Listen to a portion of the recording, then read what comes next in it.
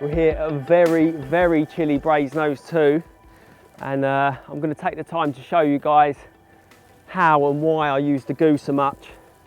And well, this is one of the reasons. I'm hooked into a fish.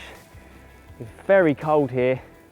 Put some spods out, fishing corn and some boilie crumb, and then fishing 3 different colour pop-ups over the top. And hopefully by the end of the session, we'll find out which Goo is working the best.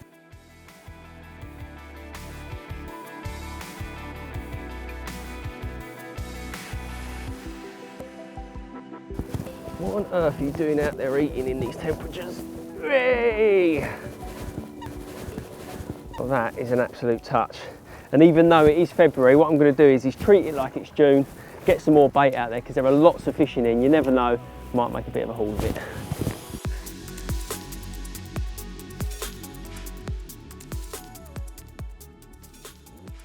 This is one of the most important parts of this style of fishing, is making sure you get the spod back out there or the spawn back out there as soon as you've got a fish in the net. You've got to imagine that there's a big group of fish out there feeding, and if you leave it half hour before you get the spawns and your rods back out there, you lose the feeding reaction, you lose the fish, and then you don't catch any more. So it's always the first thing I do. In the spod mix, I've got some really simple things: sweet corn, nice and cheap, some crushed up boilies, and I've put probably 1/3 of a bottle of Pineapple Supreme in there as well, just because it's really sweet and it works really well this time of year. So probably put 3 or 4 spawns out and then get the rods back out. This time of year, they're not going to go through lots of bait, but you want a lot of attraction. The Supreme is really, really sweet. The corn is really bright yellow, so the fish are attracted to it, but when they get there, there's not actually loads of bait down there to eat.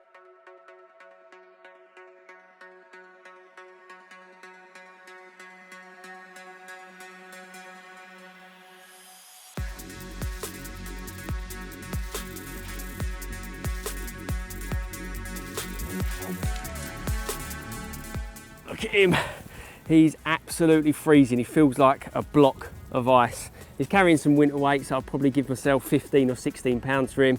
But while most people are sitting at home, we're out here in freezing conditions still getting bites. We've got the tactics right. I've got the rods back out, so you never know, I might go and catch another one before dark. Something I always tend to do is fish 3 different hook baits. So maybe a pineapple, an almond, and now an orange. That means I've got 3 different colours out there and 3 different flavours. Now what tends to happen, especially on a water like this, is that when you're getting lots of bites, one of the Goos will work better than the other ones. So by the end of the session, if you've noted which one that is, of course, you'll end up with all of the right hook baits on. Now it does become a bit difficult when you're fishing a hard water with a little amount of fish in and you don't know which one to pick. But what happens is that when you come to places like this, you end up picking favourites because there are certain ones that tend to work better for you over time. Now for me, that's certainly the Pineapple Supreme. Now anywhere I go now, especially if it's difficult, that's what I'll have on. 3 pineapples out there because I just know they work in the majority of places. There are certain waters where pink hook baits work really well, and if that is the case, then I'll tend to start with maybe 2 of the almonds and 1 of the pineapples. But make sure you just keep the options open on waters like this, and you'll end up finding out that one is better than the others.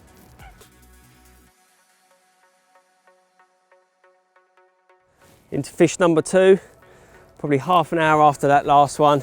It always pays to get the rods out as quick as you possibly can. It turns out, I think, that this one's on an almond, so 2 bites, 2 separate hook baits so far. What has happened this time is that the middle rod went where the left-hand rod was, which means both of the bites are on the left-hand side of the swim, so maybe that's exactly where the fish are coming from. Nice little scaly fish. Go on, mate. The almond is a bit of a legend around here after the underwater video, so it would have been rude not to have put one on. Hey, right, happy days. Another wicked little fish. Nice scales on the side of it. That is a beautiful looking fish. He's not massive, he's probably a bit bigger than the last one, maybe 17 pounds, something like that. But they get that lovely peach colour throughout the winter. There's probably loads of fish out there, so I'm going to get the rods back out, and now they're out there, let's hope we can keep them throughout the night. Go on, mate. Ooh. Ooh.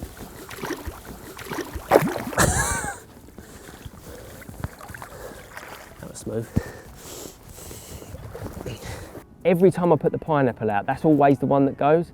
So even if I get a phone call from one of my pals saying, what did you catch it on? Pineapple, yeah, of course you did. Like 100%, every single time, that's the one I get the bites on. So when you've got that confidence in something, it's lovely to have it in your armoury because you put it out and you just feel like you're going to catch. And when that happens over a long period of time, the confidence is up here and you end up fishing better. So that really is something that I love to use.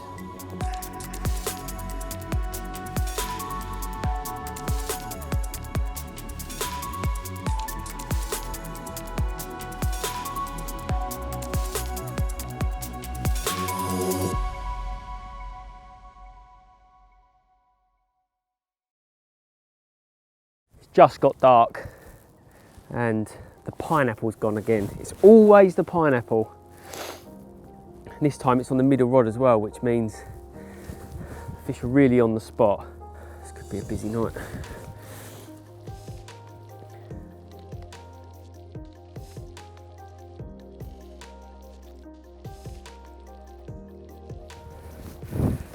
Number 3 and number 2 to the Pineapple Supreme. There he is, similar stamp to the other two. Very, very welcome as we go into the evening. Sure sign that they're out there and the tactics are working. Lovely jubbly. I know it's dark and cold, but this is no time to get lazy. The same rules apply. Get the fish out and then get some spods back out there straight away. The fish are out there and they're ready to be caught.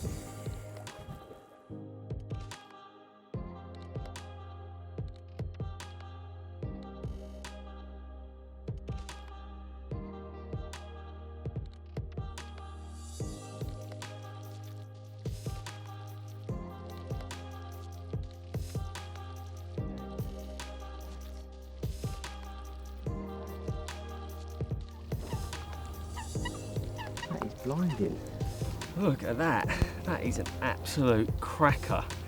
Goes to show as well that these stocking programs out on these lakes are brilliant. There's always new fish coming through like this, and they're looking after the future really, so it's brilliant to see. It's an absolute cracker on the middle rod again, and another one to the Pineapple Goo. So I'll probably be changing my right hand rod over to the pineapple as well, hoping to induce some bites on another rod. So you turn a session where you might be catching 2 or 3 into a few more. So thank you very much, you pretty little thing. I'm gonna get back in bed.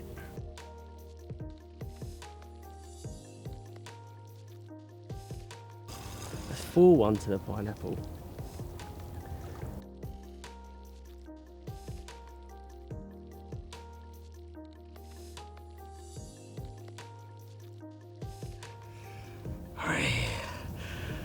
Number 5 for the pineapple and a 24-pound block of ice.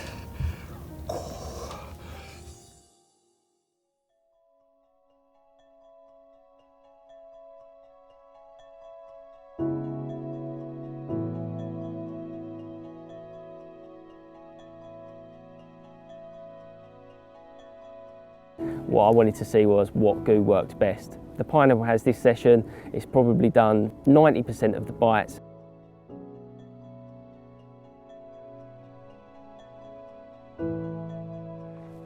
Well, no more for me this trip. The time's run out, but it's been a brilliant night's fishing. But you know what? If I was coming back next week, I know exactly what hook baits I'd have on.